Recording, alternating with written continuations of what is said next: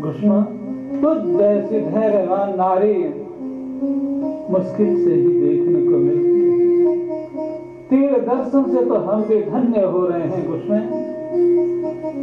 मन करता है यहाँ से जाना नहीं है, मेरा मन करता है निरंतर तेरे ही दर्शन करता रहूं और वहीं त्र्यंबकेश्वर लिंग ज्योतिर्लिंग के रूप में विराजमान हो गए सदा सदा के लिए। कहा घुष्मे, जिस तालाब में तूने एक एक करके शिवलिंग विसर्जित किए हैं, उस तालाब का जल जो व्यक्ति अपने ऊपर सिंचित करेगा उससे पुत्र बद्ध जैसा दोष भी नहीं लगेगा, अर्थात उसके वो दोष मिट जाएंगे।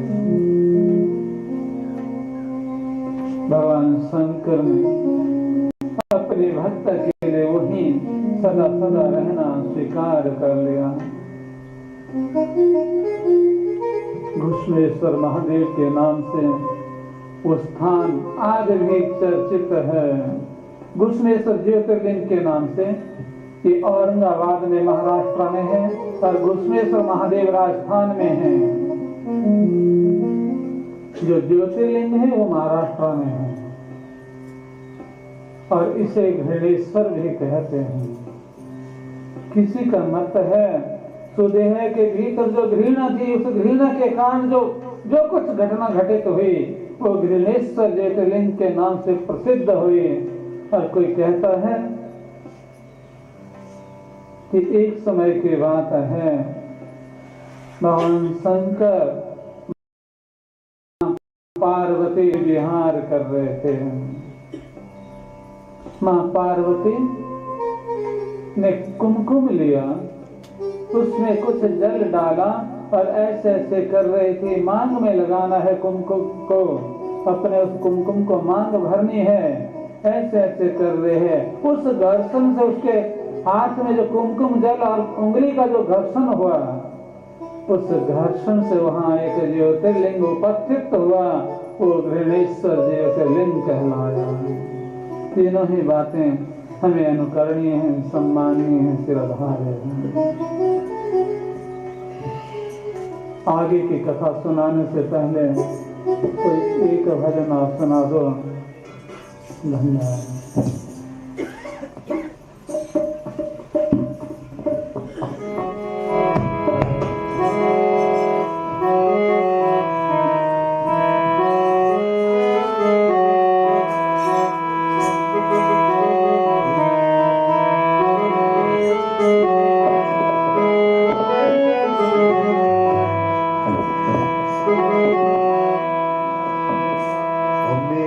दो घड़ियां ना मेरा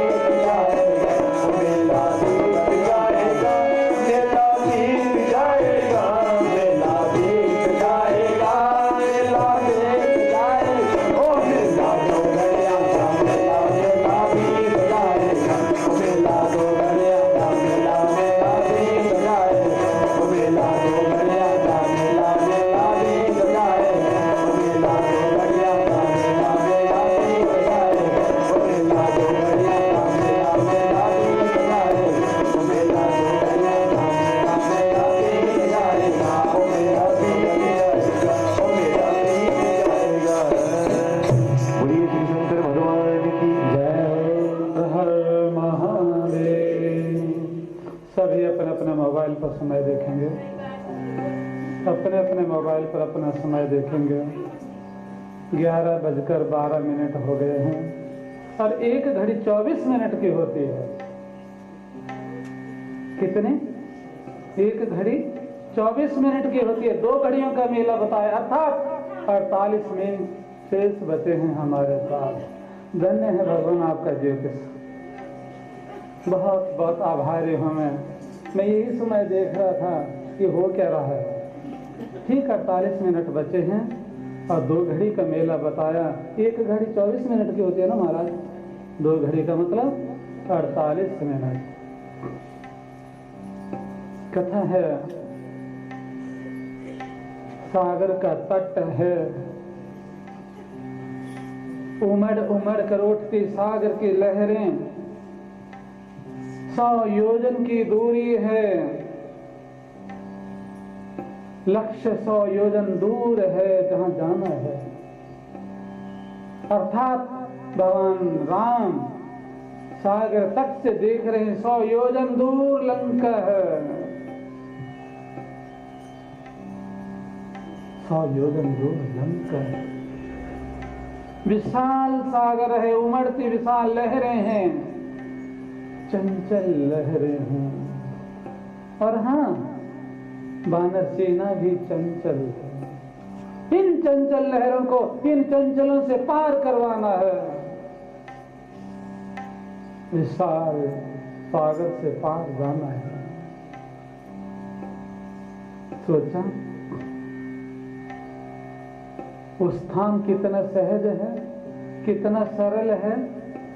पार जाकर भी क्या होगा, ऐसे ऐसे योद्धाओं के साथ सामना होगा जिन्होंने अपने भुजबल पर कैलाश को उठा दिया। ऐसा वहां महाबली रावण है जिसने अपने बल से इंद्र को परास्त कर दिया। ऐसा रावण का पुत्र मेघनाद इंद्रजित वहां उपस्थित है। चिंता में पड़े हैं। ऐसा भी वीर वहां है जिसके कान घड़े जैसे हैं। कैसे हैं?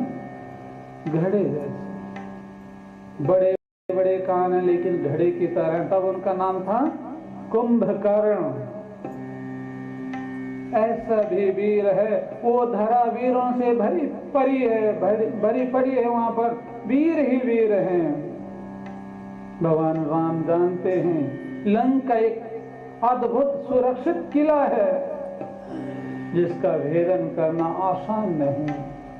और किले के भीतर योद्धा ही योद्धा हैं। प्यास लग गई, इस चिंता में प्यास लग गई। हमारे देश के विदेश मंत्री रही सुषमा स्वराज जी, जिससे प्यास बुझे उसे जल कहते हैं।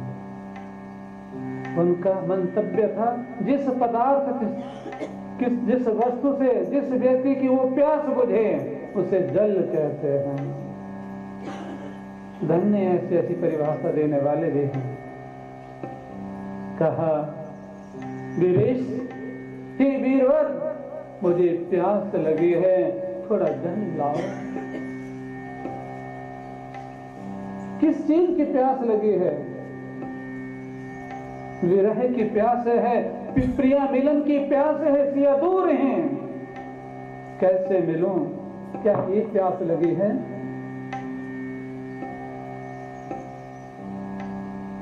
नहीं, ये भी नहीं है। तो रावण का वध कैसे हो? इस विशाल सागर को कैसे पार किया जाए?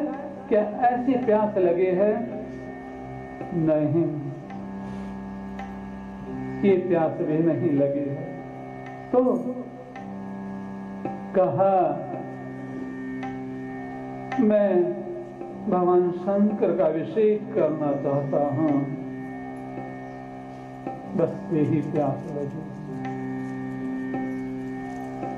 मैं उन्हें रुद्रदेव का अभिषेक करना चाहता हूं जो संहार करता है, अर्थात मुझ में वो सामर्थ्य नहीं कि मैं रावण की लंका का संहार कर सकूं। मैं उन्हें रुद्रदेव की वंदना करना चाहता हूं, अर्चना करना चाहता हूं, पूजन करना चाहता हूं, अभिषेक करना चाहता हूं। कोई ऐसी व्यवस्था कर दो जिससे मैं शिवार्चन कर सकूं। वहीं पार्थिव लिंग का निर्माण हो रहा है और एक अच्छे पंडित को बुलाना है, अच्छे ज्ञाता को बुलाना है। कौन होगा? सागर का किनारा है। आज इस युग में सबसे श्रेष्ठ शिवभक्त कोई ब्राह्मण हो, उसे लाओ। कहते हैं हनुमान जी लंका गए। कन्नड़ रामायण में लिखा है ऋषि कन्नड़ ने कि हनुमान जी लंका गए। रावण से कहा, ये ब्राह्मण देवता, मैं आपके यहाँ आपको निमंत्रण देने आया हूं। नहीं कहा मैं दूत हूं, आप ब्राह्मण को निमंत्रण दे रहे। नहीं कहा महाराज, नहीं कहा लंकेश, कहा ब्राह्मण देवता, मैं आपको निमंत्रण देने के लिए आया हूं। मेरे प्रभु राम भगवान शंकर की पूजा अर्चना करना चाहते हैं, क्या आप चलेंगे? मेरी विनती, आप चलो। रावण ने कहा, उन ब्राह्मण ने कहा, लेकिन उस तपस्वी की भार्य को तो मैं हर के लाया हूं और बिना स्त्री के यज्ञ नहीं होता है। क्या कहा? बिना स्त्री के यज्ञ नहीं होगा। हनुमान जी ज्ञान गुण सागर हैं। कहा ब्राह्मण देवता, उन्होंने कहा है पूजा की सारी सामग्री आप लेकर आएंगे। क्या कहा? पूजा की सारी सामग्री लेकर आप ही आएंगे, अर्थात यजमान की पत्नी को भी आप लेकर आएंगे, तब भोजन होगा। रावण ने स्वीकार कर लिया और सीता मैया को साथ लेकर आए हैं रावण। अपनी पुत्री को लेकर साथ आए हैं रावण। आज यज्ञ के लिए बिठाया है। अनेक प्रकार से बड़े अच्छे ढंग से पूजन हुआ और आशीर्वाद दिया। आशीर्वाद दिया, कहा जिस मनोरथ से तुम पूजन कर रहे हो वो मनोरथ तुम्हारा पूर्ण हो। आज रावण ने दक्षिणा नहीं ली। रावण ने दक्षिणा नहीं ली। पुत्री के यहाँ दक्षिणा नहीं लेते, दक्षिणा नहीं ली। वो रावण जिसने दक्षिणा में लंका को ले लिया था, महत्वाकांक्षी रावण, आज पुत्री के घर दक्षिणा नहीं ले रहा है। चल पड़े। कहा ये मेरी बंदिनी है।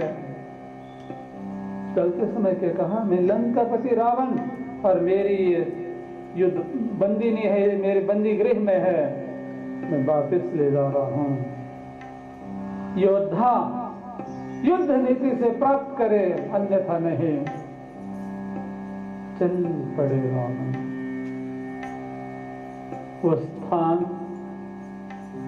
रामेश्वरम के नाम से जाना जाता है।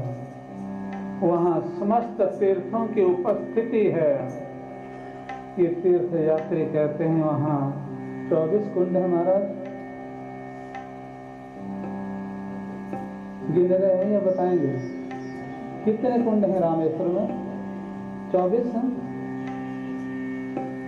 मैंने सुना था 22 है, पढ़ा 24, इसलिए मैं संशोधन चाह रहा हूँ। देखे मैंने है नहीं, आप लोग गए होंगे, आपको पता होगा। जिसको गिन कर पता है, सही गिनती पता है, भैया आप बताएंगे?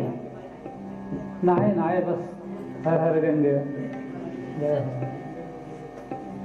हाँ, सब तीर्थों का एक एक कुंड में सब तीर्थों का अलग अलग तीर्थों का वहां प्रवेश है और हर कुंड का जल उसका स्वाद अलग अलग है, ये वहाँ की विशेषता है।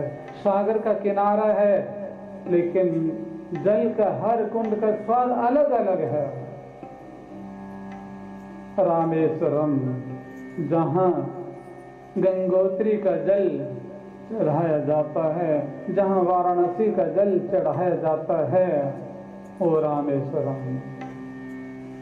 भगवान शंकर का वो स्थान, जहाँ भगवान शंकर अपने आप को स्वयं प्रसन्नचित्त अनुभव कर रहे हैं। प्रभु, आप मेरे प्रभु हैं और आप मेरी पूजा कर रहे हैं। साक्षात दर्शन दे रहे हैं भगवान शंकर, भगवान राम पूजा कर रहे हैं, भगवान शंकर उनको दर्शन दे रहे हैं, हर्षित हैं। प्रभु, ये क्या हो रहा है? उल्टी गंगा। प्रभु राम कहते हैं, नहीं, गंगा सीधी ही चलती है, गंगा सीधी ही चलती है। ये आकाश मार्ग में जाएगी, बाष्पित होकर सागर से सीधी आकाश में जाएगी और आकाश से होती होती इन पर्वत श्रृंखलाओं पर वर्षित होगी, वर्षण होगा या बर्फ गिरेगा। वो जल धीरे धीरे धीरे बूंद बूंद इकट्ठी होते होते नाले से नदी, नदी से सागर तक पहुंच जाते हैं। प्रभु, चाहे जल आकाश में उड़े, चाहे धरती पर बहे, चाहे आप प्रभु हैं चाहे मैं हूं, काम एक ही है। ये दर्शा रहे हैं भगवान। और आगे कथा है वैद्यनाथेश्वर ज्योतिर्लिंग की। हमारे हिमाचल में भी एक स्थान है, यहाँ जोगिंद्रनगर से आगे कांगड़ा में, जिसको वैद्यनाथ के नाम से जानते हैं। पुरातन स्थान है। किस नाम से जानते हैं? वैद्यनाथ। मैंने दर्शन नहीं किए हैं, लेकिन यहाँ एक पंडित जी आए हैं, इन्होंने मुझे वो चलचित्र भेजा, वीडियो क्लिप भेजा, जिसमें मैंने देखा बहुत ही दिव्य भव्य स्थल है। वैद्यनाथ भगवान को हम यहाँ से हृदय से वंदन करते हैं। वैद्यनाथ। और झारखंड में परली नाम स्थान है, झारखंड में, और वहाँ जो स्थान है वो ज्योतिर्लिंग है, उनका नाम है वैद्यनाथ। क्या नाम है? वैद्यनाथ। अर्थात चिकित्सकों के भी चिकित्सक, डॉक्टरों के भी सबसे बड़े डॉक्टर वैद्यनाथ।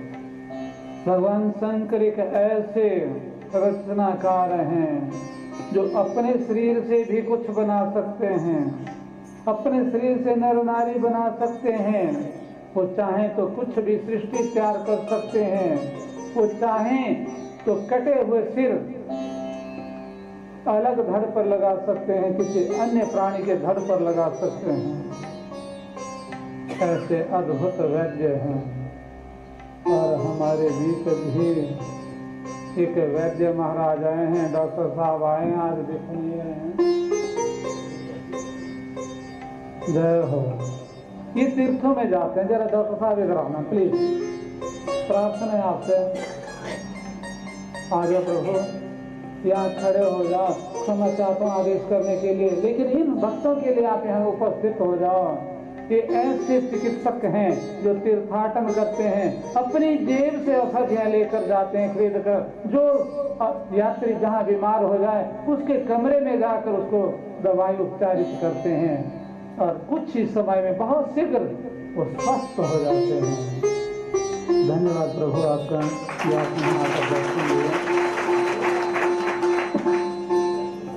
ऐसी विभूति, ऐसी अद्भुत लगन जो अपनी जेब के धन से यात्रा में गए हुए यात्रियों के उपचार के लिए समर्पित हैं, अपना क्लिनिक छोड़कर जाते हैं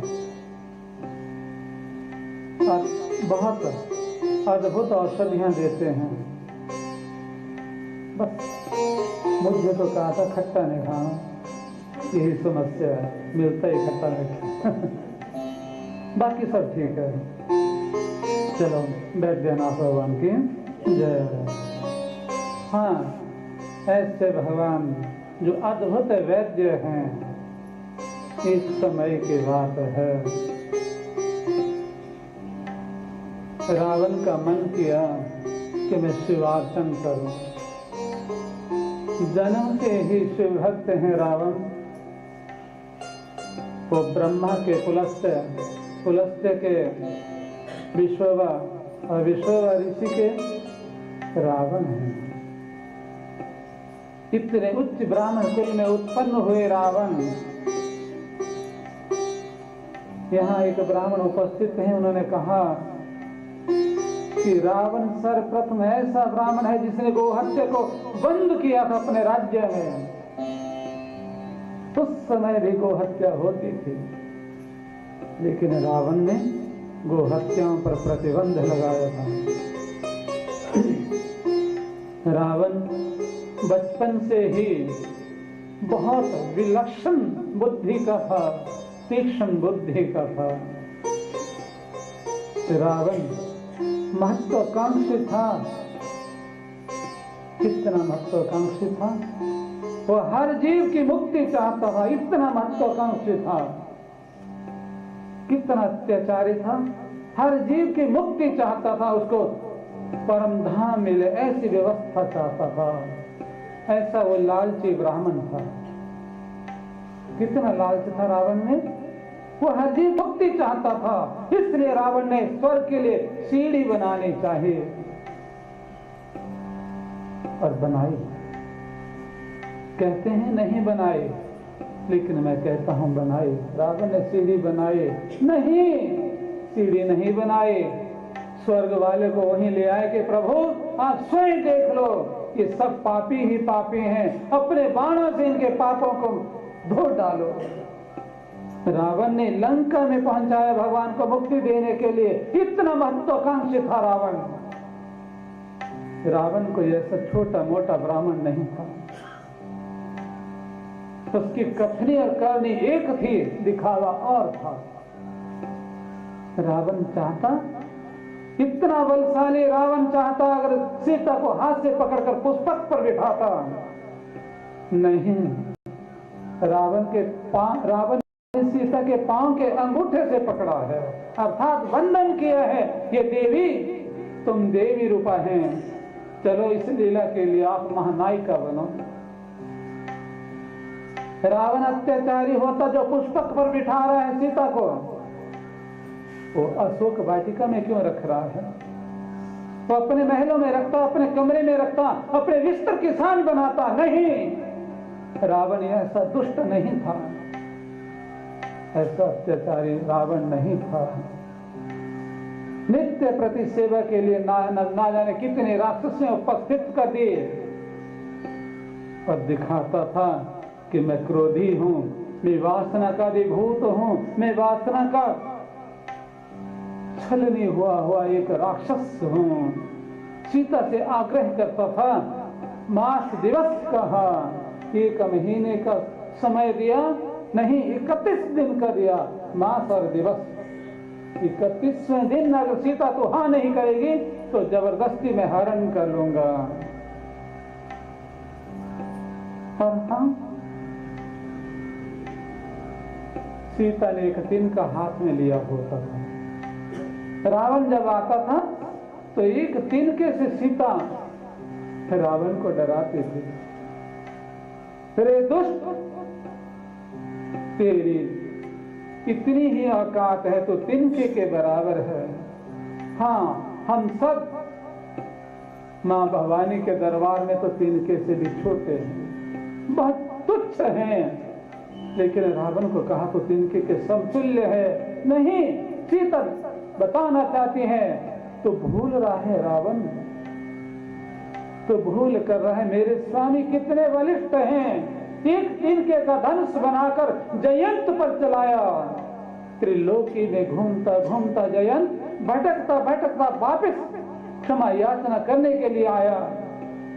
तू तो उस तिनके से भी छोटा है। क्या बता रही है माँ सीता? उस तिनके से भी छोटा है। और रावण डरा रहा है, धमका रहा है, राक्षस कुल में ये उद्घोष कर रहा है कि ये मेरी शत्रु है, शत्रु पक्ष से है। तो रावण इतना ज्ञानी नहीं था। जिसकी लंका जल गई, जिसकी पूरी सोने की लंका जल उठी, तब अभी उसने सीमाओं पर कोई पहरेदार नहीं लगाए। चाहता रावण एक लंकनी क्या, हजारों लंकनी पहरे में लगा देता। लंकनी मर चुकी है और पहरेदार आगे कोई नियुक्त नहीं किया। क्यों? रास्ता खाली रहे, स्वर्ग की यात्रा करनी है। वो आए, सहर्ष आए, सीमाएं खाली थी। वो आए और सुबेल पर्वत पर उपस्थित हो गए। लंका के बाहर सुबेल पर्वत पर उपस्थित हो गए। कोई सेना ने विद्रोह नहीं, विरोध नहीं किया। रावण की सेना भीतर सो रही है। क्या रावण नहीं जानता था युद्ध नीति? जानता था, लेकिन ये भी जानता था कि इन राक्षसों की मुक्ति कैसे होगी। चुन चुन करके एक एक राक्षस को आहुत कर दिया युद्ध अग्नि में। अंत में रावण स्वयं चलते हैं युद्ध के लिए। वो रावण चाहता तो पहले लड़ता नहीं। वो जानता था प्राणांत होने के पश्चात विजय श्री इनकी हो जाएगी। अरे बाकी राक्षस बचे के बचे रह जाएंगे, इनकी मुक्ति कैसे होगी, मेरी महत्वाकांक्षा कैसे परिपूर्ण होगी। मैं चाहता हूं सारे राक्षस वैकुंठ में पहुंचे, ये प्रजाति समाप्त हो जाए, ये राक्षस शब्द ही समाप्त हो जाए इस तरह से। वो रावण कैलाश के लिए चले। कहां चले? भगवान शंकर की पूजा के लिए। ये हमारा संवाद था। भगवान शंकर की पूजा के लिए कैलाश चल पड़े। भगवान शंकर का वंदन कर रहे हैं। कैलाश के समक्ष खड़े हुए पूजन कर रहे हैं। जहां निरंतर ओंकार की ध्वनि गुंजायमान रहती है, जहां ऐसा माना जाता है कि कैलाश के भीतर स्वयं सदाशिव उपस्थित हैं, लेकिन बाहर नहीं है। रावण ने ना जाने कैसे कैसे कठिन तप किया, भगवान उपस्थित नहीं हुए। तब रावण ने सोचा, नहीं, ऐसे बात नहीं बनेगी, कुछ और करना होगा। वहीं एक कुंड का निर्माण किया, अग्नि जलाए और अपने सिर को काटा, भगवान शंकर के नाम से आहुत कर दिया। दो प्रकार से कथा है। कोई कहता है रावण के 10 शीश थे, और कोई कहता है रावण एक एक करके शीश काटता गया, उससे ऊपर उगते गए। एक सिर काटा, दूसरा उग गया, दूसरा काटा, तीसरा काटा, चौथा काटा, पांचवा काटा, छठा काटा, सातवां काटा, 8वां और 9वां काटा, तो 10वां सिर उपस्थित हो गया। बस 10वां काटने ही वाले थे तो भगवान उपस्थित हो गए। बस बस बस बस बस, कितने शीश आहुत करेगा? तो इतनी तो मैं माला भी धारण नहीं करता। मैं थक गया हूं सती के शीश उठाकर, मैं थक गया हूं नरसिंह भगवान के शीश को उठाकर, मैं थक गया हूं अन्य गणों के शीश उठाकर। जिन्हें गणपत्य दिए उनके सिर गले में डाले। भोले बाबा की माला के श्रृंगार न जाने कौन कौन से भक्त हैं।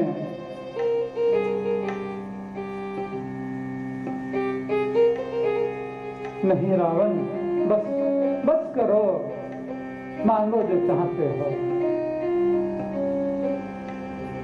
रावण ने कहा, प्रभु क्या चाहना है? आप तो जानते हैं मैं राजा हूं, मुझे बलि चाहिए, मुझे बलि चाहिए। मेरी भुजाओं में इतना बल भर दो, इतना बल भर दो, मेरे आगे त्रिलोकी का कोई भी देव दानव गंधर्व किन्नर यक्ष कोई भी टिक ना सके, इतना बल भर दो प्रभु, बस अजय हो जाऊं, ना जाने क्या क्या मांग ले। फिर कहा प्रभु आप वर दे के चले जाएंगे, आप वर दे के चले जाएंगे और मैं खाली हाथ लंका जाऊं? नहीं, आप ऐसी कृपा कर दो, अपना विग्रह मेरे पास दे दो, मुझे सौंप दो, मैं इसे लेकर लंका जाऊं, मैं आपका नित्य वंदन करता रहूं, ऐसी कृपा कर दो। तब भगवान शंकर थोड़े मायूस हो गए, दुखी हो गए। फिर कहा देखो रावण, तुम हमारे विग्रह को लेकर जाओगे, ले जा सकते हो, पर ध्यान रहे मेरा वो ज्योतिर्लिंगी मूर्ति विग्रह कहीं धरा पर मत रखना, जहां भी धरा पर आप रखेंगे उसके आगे नहीं चलेगा। रावण महाबली, उससे अपने बलि का मत था, कहा ऐसा ही होगा प्रभु, उठा लिया और रावण चल रहे हैं, अपने पुष्पक से चल रहे हैं, उड़ रहे हैं। अचानक नींद आ गई। जागते रहो, अब तो एक घड़ी भी शेष नहीं है, 20 मिनट के बाद जागो। रावण पुष्पक से जा रहा है और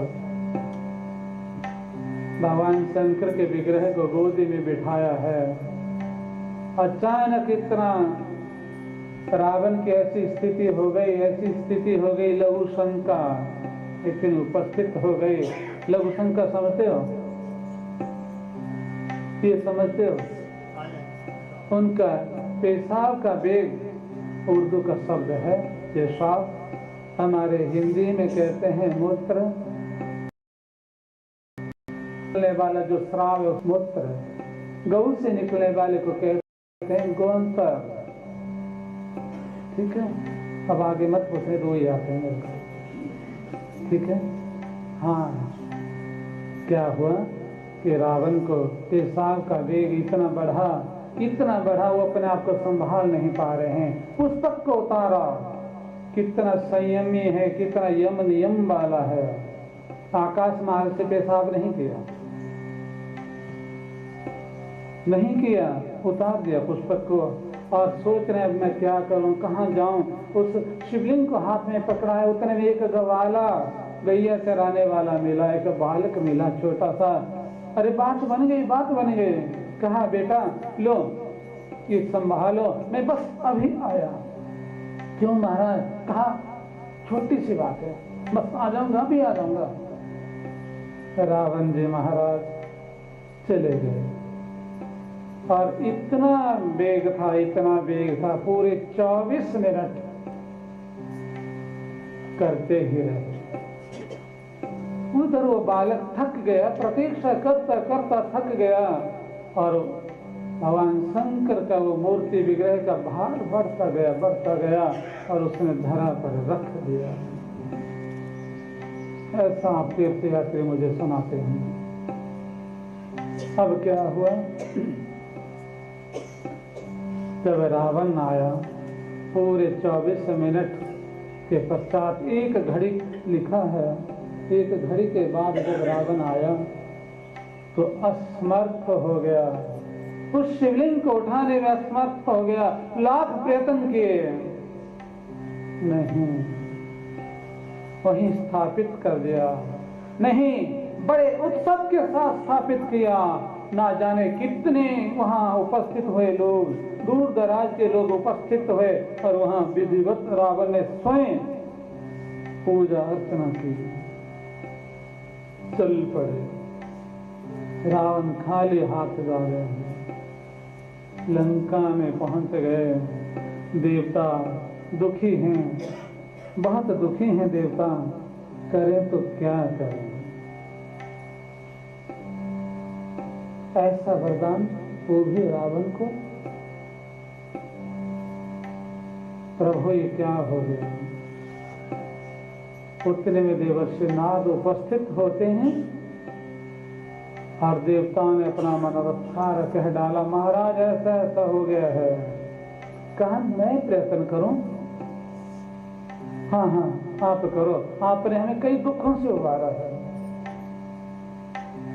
अब क्या है? लंका में देवर्षि नारद उपस्थित होते हैं। रावण का दरबार है और नारद जी का भव्य स्वागत हो रहा है। ब्राह्मण का स्वागत हो रहा है। ब्राह्मण स्वागत कर रहे हैं। देवर्षि नारद ने कहा, अरे दैत्यपति, हे दैत्यराज, बहुत समय पश्चात आपका मिलन हुआ। मैं तो पहले भी आया था, कहाँ थे तुम? महाराज मैं ऐसे ऐसे तपश्चर्या के लिए हिमालय गए। अच्छा, फिर क्या हुआ? क्या होना है महाराज? भोले बाबा ने ऐसा वर दिया है और उस वर के पश्चात एक मूर्ति विग्रह दिया।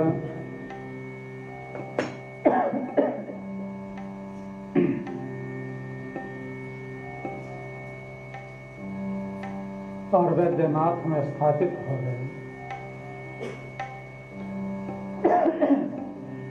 बार बार शीश जोड़ने के कारण मैंने उनका नाम वैद्यनाथेश्वर रखा है। बहुत अच्छा किया। तूने मान लिया कि भगवान शंकर ने तुझे अमोघ बल दिया है? हाँ। अरे और वर देते तो पक्का होता है, वैसा ही होता है। तो शंकर का पता नहीं वो वर सत्य है या नहीं। कैसे महाराज? अरे पता नहीं कौन कौन सा नशा उन्होंने कर लिया है और आपको ऐसे झूठ मूठ में ऐसे हाथ कर दिया हो और आपको वर नहीं दिया हो। तो कैसे पता लगेगा कि वर दिया नहीं? रावण चुप हो गया, नहीं मालूम। अरे फिर से प्रयत्न करो, अगर वर दिया है तो करके देखो। जाओ कैलाश में जाओ और उस कैलाश पर्वत को अपने बाहुबल से उखाड़ दो, उठा दो, ऊपर उठा दो। अगर सच में भगवान शंकर ने आपको इतनी शक्ति दी है तो पता लग जाएगा। नहीं, अगर नहीं तो वही दो हाथ कर लेना। इसलिए मैं कैलाश की बात कर रहा हूं। मान गए रावण। ब्रह्म ऋषि हैं, ब्रह्मा के पुत्र हैं, आदेश मान रहे हैं। रावण मान गए, चले गए और कैलाश में जैसे पहुंचे भगवान शंकर से कहा, रे शंकर मैं आया हूं प्रभु, आपने जो बल दिया है मैं जानना चाहता हूं ये बल सच में अतुलित है या नहीं। और कैलाश को उठा दिया। लेकिन भीतर बैठे भगवान शंकर दुखी हो गए और कहा, रे मूर्ख, इस अहंकार के द्वारा ही तेरा पतन होगा।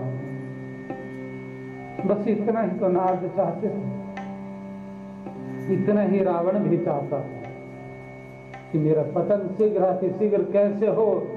मैं थक गया हूं भगवान के बिना। जब से भगवान के उस द्वार से निकला हूं, द्वारपाल के उस पद से हटा हूं, तब से मैं भगवान से मिला नहीं हूं। मैं मिलना चाहता हूं उनसे। इसलिए रावण नए नए काम कर रहे हैं जिन्हें अत्याचार कहते हैं। और रावण को आशीष मिल गई इसी बल के कारण, इस अहंकार के कारण ऐसे मद से चूर हो जाएगा तो तब तेरा अंत हो जाएगा।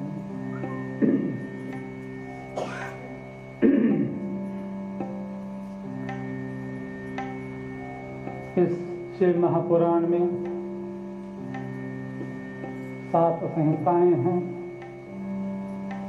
और अंतिम संहिता का नाम है वायव्य संहिता। वायव्य संहिता एक ऐसी संहिता है, एक ऐसा लेखन है, ऐसा लेखों का संग्रह है, ऐसे कहानियों का संग्रह है। वायुदेव बोल रहे हैं और सौनक आदि सुन रहे हैं। वायुदेव सुना रहे हैं और सौनक आदि सुन रहे हैं। और वायुदेव भी वही सारी स्थिति बता रहे हैं। सृष्टि का उत्पत्ति कैसे हुई बता रहे हैं, इस सृष्टि का पालन कैसे होता है सब कुछ बता रहे हैं। और इस सृष्टि का संहार कैसे होता है वो भी वायुदेव ने सब कुछ बताया।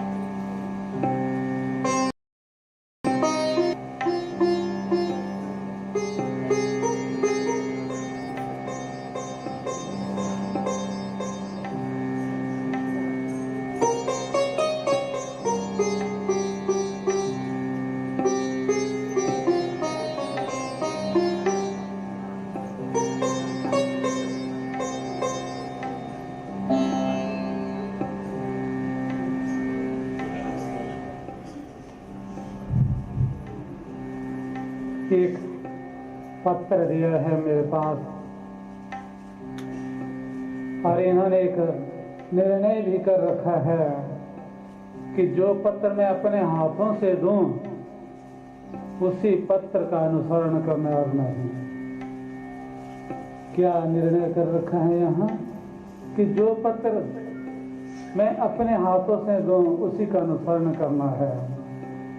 इसमें लिखा है, आप यहाँ जितने उपस्थित हैं आप सबका आभार जताया है। आपके सहयोग से 11 दिन की कथा पूर्णता की तरफ जा रही है। और हाँ, हर साल ऐसा होता रहे। अगले वर्ष भी 14 अप्रैल से ये कथा का कार्यक्रम होगा, लेकिन 7 दिवसीय होगी, 7 दिन की कथा होगी। श्रीमद् भागवत के लिए लिखा है अगले वर्ष 14 अप्रैल से 20 अप्रैल तक श्रीमद् भागवत की कथा होगी। आप सभी अभी से सादर आमंत्रित हैं। और इसके पश्चात लिखा है कि आरती के पश्चात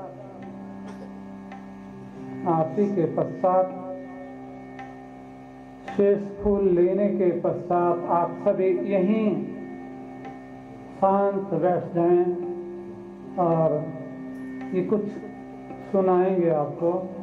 क्या सुनाएंगे ये इनकी मर्जी है। और हाँ,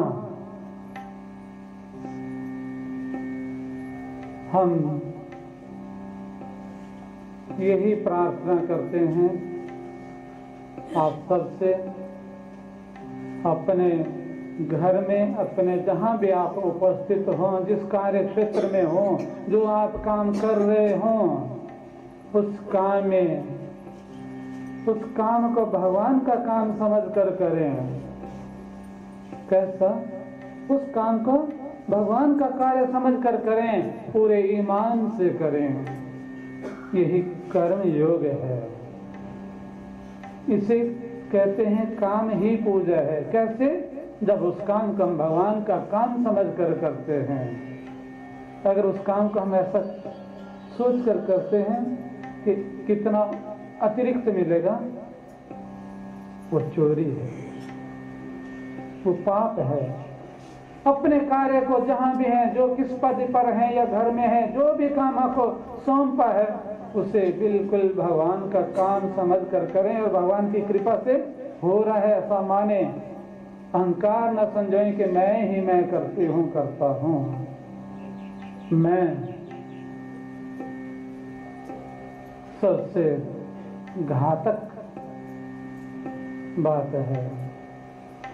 हम कुछ समझौते की बात है, हम कर रहे हैं, अर्थात सबका नाम आ रहा है। कुछ समझौते की बात है, उतनी नहीं, लेकिन प्रभु करवा रहे हैं, ये सबसे अच्छी बात है। किसी भी काम पर हैं, प्रभु करवा रहे हैं। ये तन उनकी प्रेम से चल रहा है, उनकी प्रेरणा से चल रहा है, ऐसे नहीं। अचानक पक्षघात हो जाए, तुमसे पैरालाइज हो जाए, तो अंग चलते नहीं। सोचा है हम अभी पूजा अर्चना करेंगे, लेकिन हाथ बंद हो गए, चलना बंद हो गया, हाथ पांव का वो गति बंद हो जाए तो कैसे होगा? अर्थात इस शरीर को चलाने वाले भी परमात्मा हैं। भूल जाओ कि मैं करती हूँ या करता हूँ। परमात्मा करते हैं, करवाते हैं। जब हम नहीं रहते तो भी संसार चलता है, और हैं तभी संसार चला है। जब हम गोदी में थे तभी संसार चला है, चला था। अर्थात इसको चलाने का जिम्मा उनका है। ये बीच के पुतले किसी काम के नहीं हैं। उनके आदेश का पालन करना ही इतना काम हमारा है। घर में जहां भी रहो, अपने काम को भगवान का काम समझ कर करें। कोई कहता है अब तो काम होता नहीं है जी, अब हम नाच सकते हैं, घर के काम के समय दर्द होती है जी,